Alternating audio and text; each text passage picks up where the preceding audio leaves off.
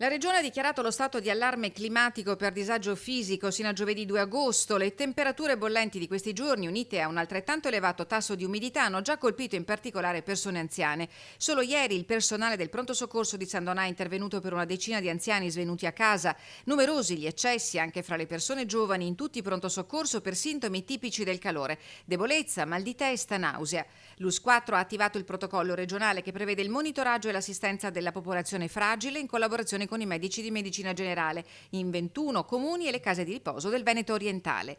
Per le situazioni di emergenza è possibile contattare il numero verde 800 462 340 attivato dalla Regione Veneto in collaborazione con il servizio telesoccorso e telecontrollo e il servizio di reperibilità al numero 800 990 009 per la segnalazione di eventuali emergenze di competenza della sezione protezione civile.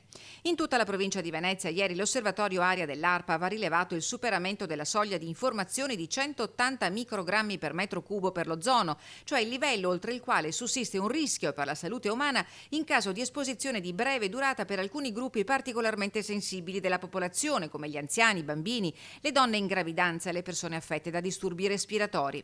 Il valore massimo orario registrato alle 14 della stazione di Parco Bissuola è stato di 192 microgrammi per metro cubo. C'è da dire che questa ondata di supercaldo, la prima e unica di quest'estate, potrebbe avere le ore contate. Da domani in montagna sono previsti temporali di forte intensità, tali per cui la Regione, attraverso il suo Dipartimento di Protezione Civile, ha diramato lo stato di attenzione per rischio frane.